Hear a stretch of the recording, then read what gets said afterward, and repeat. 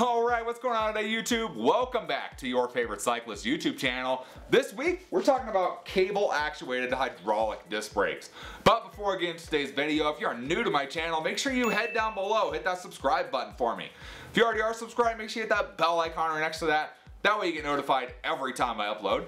That way you don't miss any of this awesome cycling content on this channel. So like I said, today we're talking about cable actuated hydraulic disc brakes, or mechanically actuated hydraulic disc brakes, whichever way you want to say it. And I've been using them here for the past, how long has it been now? It's just about October. Got this bike in like May. So I've been using this for the past 5 months. I've been using the JuneTech 2-piston cable actuated hydraulic disc brakes on the Poseidon Norton. Now the Poseidon Norton comes with these brakes on it from the factory. Comes with these brakes, and I've been using them. I thought this was an interesting experiment. I've never used these before, and I haven't seen very many people talk about using them very much. And you see a lot of people buy them, and we're going to talk about kind of some of the pros and some of the cons and why we're making this video in the first place. And we'll get into that first. Why are we making this video in the first place? And that's because we're changing these brakes. We are not keeping the cable actuated hydraulic disc brakes on this bike. We are upgrading to a full hydraulic 4-piston caliper. Pretty burly stuff is what we're doing for this bike. But there are reasons behind that, like I said, we'll get into here. So let's talk basics on these brakes. How do they even work? Like, what does cable actuated hydraulic disc brake even mean? Essentially, the hydraulic part is down here. The caliper on these brakes is a hydraulic caliper. It has hydraulic pistons in it that push the pads into each other with hydraulic pressure. Everything is based down at the caliper. Everything else, all the way, follow that blue line, all the way through the frame, all the way up to the lever, is a cable, and the lever is a regular old cable lever. So everything else in the system is the same as you'd find on any other cable actuated brake. The only thing that's hydraulic is the caliper itself. So that's pretty much the difference of why, that's pretty much what those mean. It's cable actuated, so it has a cable actuating a hydraulic caliper.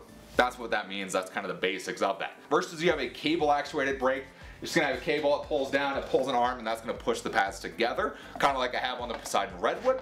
Or a hydraulic, which is going to have a hydraulic lever up here with hydraulic fluid going all the way through, all the way to the brake lever, and that's going to actuate the brake from there. So those are your three main types you're going to see on disc brakes. Cable actuated hydraulic disc brakes, and then hydraulic disc brakes. So what are some of the pros of a cable actuated hydraulic disc brake? The pros that you'll find a lot of the times is they're relatively a simple addition to your bike. If your bike came with regular cable mechanical disc brakes, you could upgrade to a hydraulic caliper and keep everything else exactly the same. Now I made a video when we switched this to a compressionless housing, which we'll talk about in a second. When we switched this to a compressionless housing on this bike, I made the comment that for the kit for the compressionless housing, it's like 40 bucks for the kit. You can buy a good set, you can buy a basic set of Shimano hydraulic disc brakes for 50 bucks. And you'd be set to go. So that's where I've kind of come into this. On a mountain bike, going cable actuated hydraulic disc brakes, it's not really going to be cost effective most of the time. You're going to get a lot more bang for your buck going from one of those Shimano 2-piston hydraulic disc brakes. It's going to work better, it's going to be more affordable, and you're going to have longer life out of them, what's ultimately going to come down to. The cable actuated hydraulic disc brakes are really going to be a beneficial addition to a drop bar bike. That's where you're really going to see the big bang for the buck. Is because on a drop bar bike, your shifters and your brake levers are combined into the one unit up on the handlebars. So trying to switch from a cable to a hydraulic brake on a drop bar bike can be a lot more expensive. You have to replace your levers, not only your levers, you might have to replace your drivetrain.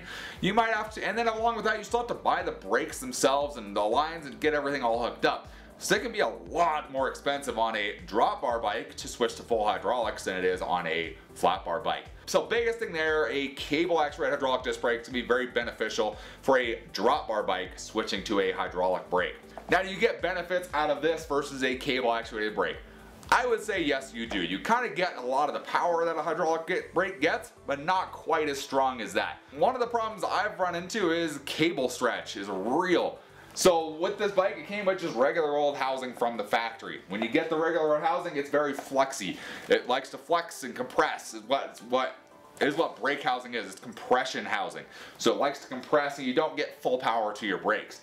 Doing the upgrade to compressionless housing made a big difference on that, and that the housing doesn't flex. It kind of just gets power straight to the brake, and it definitely makes a difference on these brakes right off the bat. With that though, they still are a cable in there, so the cable is still going to stretch. I'll tell you that. No matter how many times you read, oh, this cable is pre-stretched when you buy it, it's not. Cables are going to stretch no matter what. So you still get the downfall of the cable stretching. I have adjusted these brakes I don't know how many times to deal with that cable stretching, and it still stretches farther and farther. You apply a lot of pressure to these brakes and you can't, it's very hard to put a lot of confidence.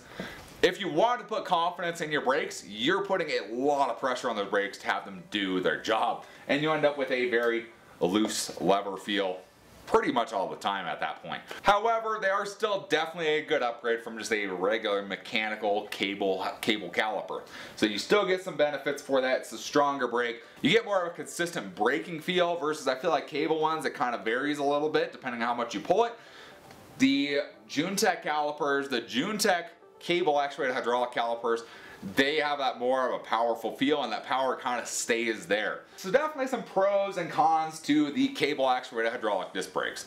Are they for everyone? Like I said, no. If you have a drop bar bike and you've already done compressionless housing, you've changed out your brake pads, and you're still looking for a little bit better braking, switching to a cable actuated hydraulic disc brake is going to be a good option. It's going to give you a little bit extra power and consistency on the brakes. If you have a flat bar bike like a mountain bike or a commuter, it's not going to be worth your money. It's not really going to be for most of you. It's going to be a lot more cost effective and powerful just to go for a straight hydraulic disc brake. That's just how it's going to work.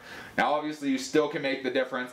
It's just not going to be as good as a hydraulic disc brake. And that kind of leads me into why we're changing these brakes and why we're taking them off of the Poseidon Norton.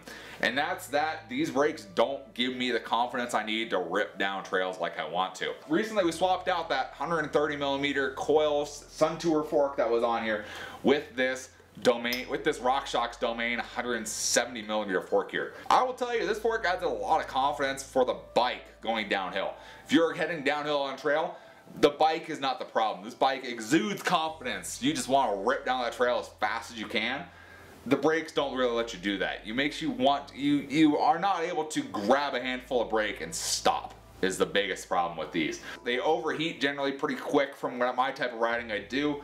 As you can tell, I've smoked the rotors already. I've smoked both rotors already. I've already done the upgrade on this to a 203mm rotor on the front.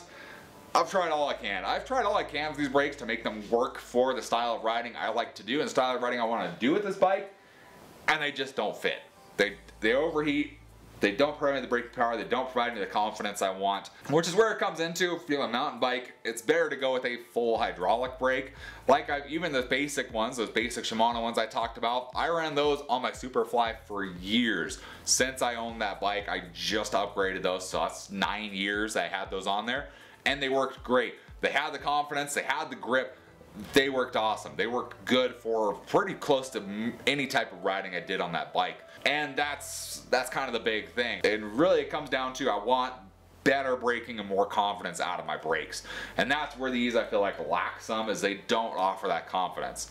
Even with all the upgrades we did to it, it just doesn't give the confidence you need for braking really hard on your bike when you're flying down the trail. So those are kind of my thoughts and opinions and experience of running the JuneTech cable actuated hydraulic disc brakes on my mountain bike for the past 5 months. They work. I think there's better ways to go about it for a mountain bike. For something you're trying to keep the cable levers and go to a hydraulic brake, it's gonna work. It's gonna work better than the cable actuated stuff, but it's definitely not a replacement for a full hydraulic brake. So hopefully you guys enjoyed the video, or at least learned something today. Maybe it was informative for some reason. If it was, give this video a big thumbs up. Appreciate the support. Any comments or questions, let me know down in the comment section below. Love talking to you guys. Love answering questions you guys have. And I will see you in the next video. Thanks for watching today.